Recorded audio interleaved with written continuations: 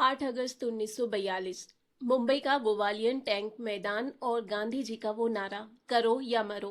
पूरा देश सड़कों पर था। लेकिन क्या आप जानते हैं कि एक शख्स ऐसा भी था जिसने इस भारत छोड़ो आंदोलन का खुलकर विरोध किया था, और वो कोई और नहीं बल्कि डॉक्टर भीमराव अंबेडकर थे।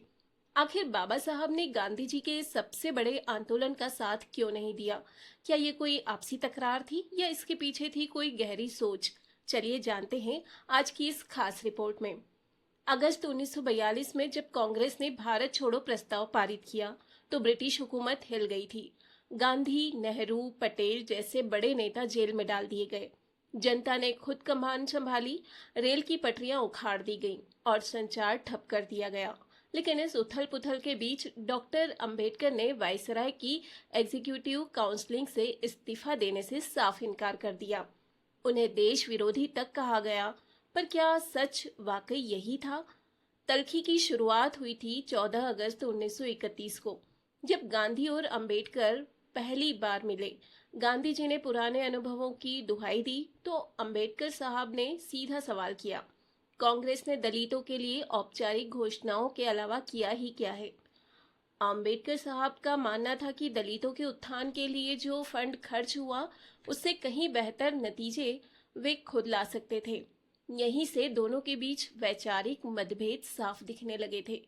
1932 में जब अंग्रेजों ने दलितों को अलग निर्वाचन और 2 वोट का अधिकार दिया तो गांधी जी इसके खिलाफ यरवदा जेल में अनशन पर बैठ गए। उन्हें डर था कि इससे हिंदू समाज बढ़ जाएगा। दबाव इतना बढ़ा कि अंबेडकर साहब को भारी मन से पूना पैक्ट पर साइन करने पड़े। अंबेडकर साहब के बाद में एक इंटरव्यू में यहाँ तक कहा गया कि गांधी जी कोई सुधारक नहीं बल्कि एक राजनीतिज्ञ थे। अब सवाल आता है, बाबा साहेब ने 1942 के आंदोलन का विरोध क्यों किया? इसके 2 बड़े कारण थे। पहला, दलितों का अधिकार। बाबा साहेब वायसराय काउंसलिंग के सदस्य रहकर श्रम कानूनों और दलितों की सेना में भर्ती पर काम कर रहे थे। वो चाहते थे कि आजादी मिलने से पहले दलित इतने मजबूत हो जाएं कि आजाद भारत में उन्हें फिर से भेदभाव का सामना न करना पड़े। दूसरा, जापान और नाजियों का डर। उस वक्त दूसरा विश्व युद्ध चल रहा था। बाबा साहेब का मानना था कि अंग्रेज अगर अचानक चले गए तो जापान या नाजी भारत पर कब्जा कर लेंगे, जो अंग्रेजों से भी कहीं ज्यादा खतरनाक साबित होते। उनके लिए भारत छोड़ो उस वक्त अराजकता फैलाने जैसा था। गांधी जी और बाबा साहेब का लक्ष्य एक था, एक बेहतर भारत। बस रास्ते अलग थे। गांधी जी के लिए देश की आजादी पहली प्राथमिकता थी तो बाबा साहेब के लिए समाज के सबसे निचले पायदान पर खड़े व्यक्ति की सुरक्षा और समानता।